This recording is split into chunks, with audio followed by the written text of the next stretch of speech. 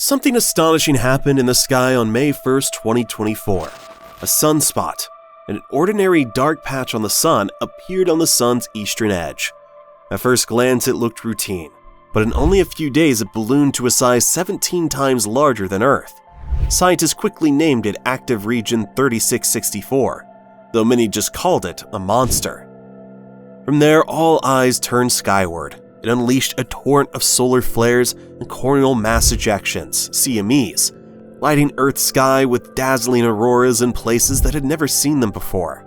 Powerful geomagnetic storms rattled observatories everywhere, even those buried underground. And after months of turmoil, NASA confirmed the unthinkable. The sun's magnetic field flipped, arriving the official start of solar maximum. This phase arrives roughly every 11 years, but rarely with such a bang. Now the world wants to know what comes next. Could more explosive flares disrupt our power grids or knock out essential satellites? Will this cycle raise Earth's temperature or protect us from even bigger cosmic threats? We're about to take a deep dive into the most dramatic solar cycle we've seen in decades. Let's begin with the colossal sunspot that kicked off the frenzy, and why it's only the start of this intense story. On May 1st, 2024, scientists spotted a sunspot forming near the sun's eastern horizon. At first, they hardly blinked. Sunspots appear all the time, ebbing and flowing over the years. But after just a few days, what began as a small blemish on the solar surface ballooned at a speed that stunned even veteran astronomers. By the end of the week, it dwarfed Earth, 17 times bigger to be exact. People around the globe began talking about this active region, now officially named AR 3664. With each new day, it erupted with progressively larger flares, hurling high-energy particles straight toward our planet. Some blasts were so intense they triggered coronal mass ejections, aimed at Earth's magnetic field. That's when the real show began. Vibrant auroras rippled across the night sky in unexpected places, regions unaccustomed to the glowing ribbons of light. Enthusiastic sky watchers in parts of mainland Europe, Asia, even further south in the US reported overhead displays that left them speechless. Media outlets rushed to cover the phenomenon, comparing it to rare historical storms. Scientists measured the geomagnetic activity and found it was among the strongest in centuries. Deep underground observatories reported unusual fluctuations in their instruments. Even those who barely followed space news suddenly asked the same question: is this normal? In a sense, yes. This was the sun entering the active part of its 11-year cycle. But the speed and scale made it far more than just another cycle. Soon NASA and other agencies confirmed we weren't just dealing with an active period. We were dealing with the onset of solar maximum itself. But how did these eruptions keep escalating? And why did one mammoth flare in October 2024 stun scientists around the globe? Let's find out. After the intense storms of May, many expected the sun to calm down. Instead, solar flares became a kind of new normal throughout the summer and early autumn. Daily updates from space weather prediction centers showed repeated spikes of M-class and smaller X-class flares. Each time, geomagnetic alerts circulated, urging satellite operators and power grid managers to prepare for possible disruptions. Then came October 3rd. Seemingly out of nowhere, the sun erupted with an X 9.0 flare, the most potent blast observed in 7 years. Even seasoned observers were taken aback. This time, the coronal mass ejection traveled straight down the barrel of Earth's orbit, setting us up for a potent storm that would arrive within days. Sure enough, a G4-level geomagnetic disturbance hit. The spectacle of dancing auroras expanded much farther south than usual. Radio communications crackled with static, or cut out temporarily in parts of Asia and North America. For some, it felt like the 19th century had come roaring into the 21st. Quickly became clear this was more than just an exciting bit of space weather. Data showed that the sun's north and south poles had swapped. This flip in the solar magnetic field is the hallmark of a solar maximum's peak, or near-peak phase. NASA soon confirmed that we'd officially entered the multi-year window where solar activity runs rampant. As one NASA spokesperson noted, we are on high alert and we're only at the beginning. So why does our star behave like this in the first place? Let's pull back the curtain on the solar cycle itself.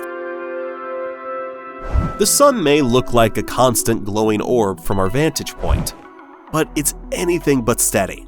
Roughly every 11 years, the sun completes what we call the solar cycle. This is a total change in the sun's magnetic structure and visible activity levels, all of which revolve around the interplay of hot plasma roiling just beneath the surface. In the late 1700s, early astronomers first noticed that the number of sunspots, the darker patches on the sun, rose and fell in a pattern. Some years, these spots would pop up in droves. Other times, they all but vanished. Over long observation, scientists recognized that these shifts happened on a near 11-year schedule. Later, they also uncovered an even more astonishing fact. Roughly halfway through this 11-year period, the sun's magnetic poles flipped. North became south and south became north. By the modern era, satellites and advanced telescopes allowed scientists to track not just the sunspots, but also solar flares, coronal mass ejections, and solar wind streams. We learned that the sun's behavior has a direct influence on Earth. During a solar maximum, large flares are more common, sending blasts of charged particles toward us. Though most are deflected by our magnetic field, some find entry points near the poles, sparking auroras and milder cycles. The show is modest. In wilder ones, the results can be spectacular, and at times, disruptive. But the sun doesn't always crank its activity up to max. Sometimes it practically dozes off, and the consequences can be downright chilling. History offers a stark reminder that the sun can swing to the opposite extreme too. Between 1645 and 1715, a peculiar phenomenon known as the Maunder minimum took hold. For nearly 70 years, sunspots were so scarce they were practically mythic. Scientists of the day recorded only a handful, where they might otherwise see thousands in a typical cycle. In Europe, temperatures plunged. The period is often called the Little Ice Age, though it was more a series of cold decades than one continuous freeze. The River Thames in London regularly froze solid, and ice fairs became an odd tradition. Crops failed more frequently, leading to famine in some regions. Further evidence suggests this solar lull played a role in broader climate swings around the globe, although volcanic eruptions and other factors contributed too. A lesser-known cooling cycle, the Dalton minimum, 1790 to 1830, also happened alongside diminished sunspot activity, plus some colossal volcanic events. One eruption, Mount Tambora, in 1815, unleashed so much ash that 1816 became the year without a summer. Combined with lower solar output, this spelled chaos for harvests and livelihoods in Europe and North America. Such periods showed the sun's varied influence on climate. Although the sun alone doesn't explain every temperature shift on Earth, it clearly contributes to some broader patterns. But what about today's cycle? We expected it to be weak, yet it turned out to be one of the strongest in years. Let's see how Solar Cycle 25 stuns scientists. Our current cycle, Solar Cycle 25, began quietly in December 2019. Experts forecast another low-energy phase, similar to the mellow Solar Cycle 24 that kicked off in 2008. Early sunspot counts seemed to confirm that guess, until 2023 and 2024 rolled around. Suddenly, the sunspot numbers soared well beyond anyone's predictions. In August 2024, astronomers tracking daily sunspots averages noted an astonishing figure, roughly 299 on some days, which surpassed the original forecast by a wide margin. This surge hinted at an early and potent solar maximum. Government agencies like NOAA and NASA scrambled to update their predictions, shifting the expected peak from mid-2025 to as early as late 2024. Just months later, NASA officially announced we had already reached the max phase, though pinning the exact month or week of peak intensity would require waiting for a consistent decline in activity. For sky watchers, it was pure exhilaration. Auroras began dancing in latitudes that rarely see them. Amateur radio enthusiasts discovered unusual disruptions, some favorable, some destructive to their signals. Meanwhile, power grid operators worried that a single mega flare might cause blackouts in heavily populated regions, and those concerns aren't unfounded. Historically intense solar storms have wreaked havoc on technology, even before modern electronics took over the world.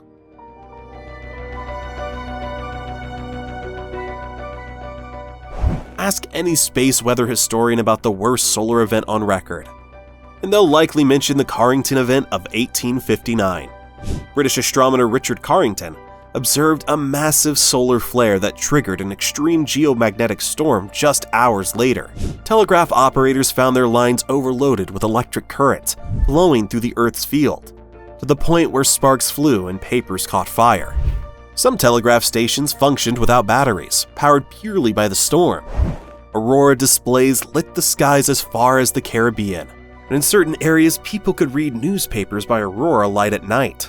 Fast forward to 1921, when the New York Railroad storm sparked chaos in electric lines across the northeastern US, causing fires and crippling train signaling systems.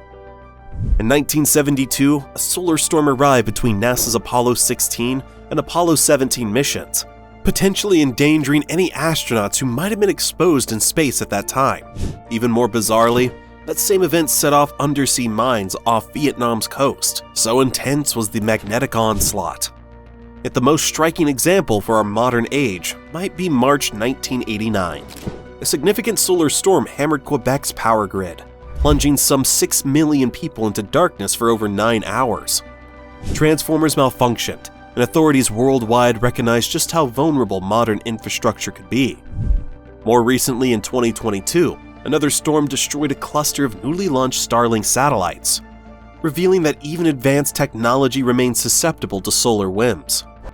Today we rely on satellites, GPS, and digital communication far more than in 1859, or even 1989. So how great is the risk in our ultra-connected era?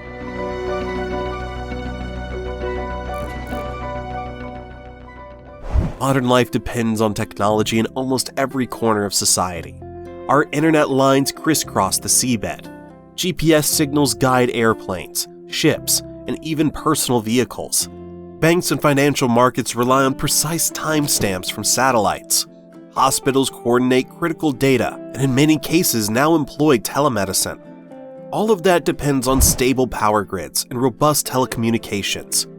Imagine a large-scale solar flare hitting Earth, akin to the Carrington event, but with billions of people now directly reliant on electricity and satellite networks. According to some estimates, a storm of that magnitude could cause trillions of dollars in economic losses, paralyzing communication systems and power grids for days or even weeks in the hardest hit areas. Space agencies across the world take these risks very seriously. They monitor sunspots daily, track emerging flares, and position satellites to gather real-time data about charged particles heading our way. Sometimes they issue warnings to power companies so they can adjust or temporarily reduce load on certain lines. Even NASA schedules critical launches to avoid known peaks of solar activity, especially if a flare is imminent. But the sun isn't just a cosmic menace. There's an upside to solar maximum that might surprise you.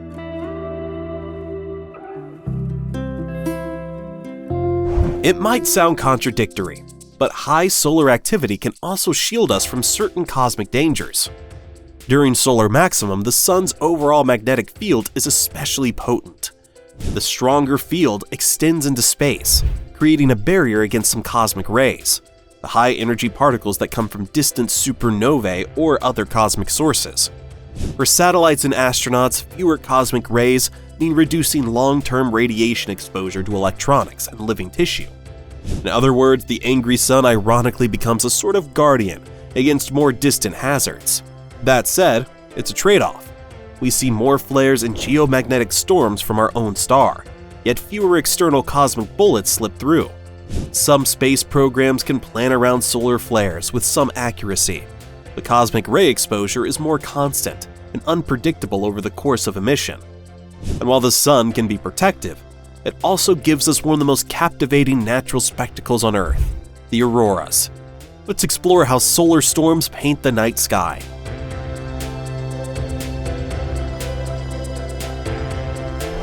When a coronal mass injection slams into Earth's magnetic field, charged particles begin streaming along magnetic lines toward our planet's poles. As they collide with atoms of oxygen and nitrogen high in the atmosphere, these atoms get excited and release photons. The result? The legendary Northern Lights, Aurora Borealis in the Northern Hemisphere, and the Southern Lights, Aurora Australis in the Southern Hemisphere. Under intense conditions, you can witness daylight auroras, a surreal phenomenon that occurs when the day side of Earth briefly aligns so that the swirling charged gas can slip through near the poles. More commonly, these geomagnetic storms stretch Earth's magnetosphere like a rubber band, which snaps back and funnels energetic particles into the night side. The effect is those ethereal ribbons of color we admire in pictures, typically green but sometimes red, purple, or even rarer hues. Red auroras require collisions at altitudes of 300 to 400 kilometers, and they must be about 10 times brighter than their green counterparts to be visible. During strong solar storms, places far from the usual auroral zones, like mainland US states or southern parts of Europe, may see faint displays overhead. Dedicated storm chasers travel to Iceland, Norway, Sweden, Finland, Alaska, or parts of Canada for the best vantage points. In the southern hemisphere, Tasmania and southern New Zealand become prime spots. It's a bucket list spectacle for many skywatchers, and solar maximum all but guarantees some remarkable sights. But does all this heightened activity mean Earth itself is heating up? Let's tackle that heated debate. One of the most common questions about solar cycles involves Earth's temperature. During solar maximum, the sun does emit slightly more energy. At face value, one might think that automatically translates to a hotter Earth. However, decades of climate data show that these small boosts in solar radiation are not enough to drive the large-scale global warming we've witnessed since the mid-20th century. Graphs mapping solar irradiance alongside global temperature reveal something striking.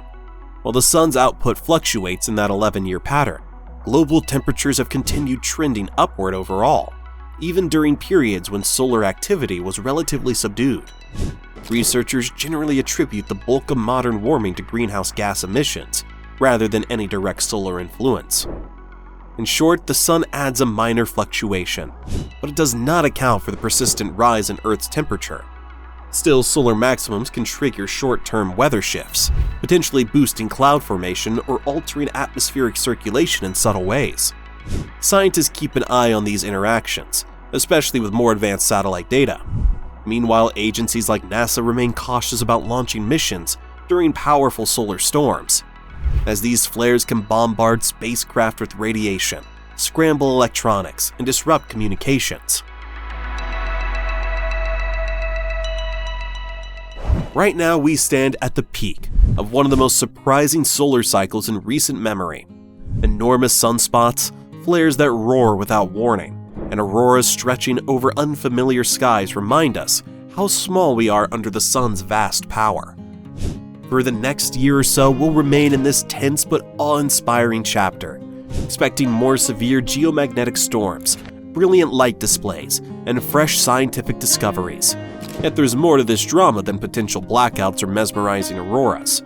Each solar cycle reveals hints of how deeply our planet is interwoven with the star that sustains us. By watching sunspots, tracking flares, preparing for the unexpected, we gain a clear appreciation for our cosmic neighborhood and a healthy respect for the sun's fierce temperament. Though no one can predict if another Carrington-level event might erupt tomorrow, one thing is certain: the next flare could rewrite history in a flash.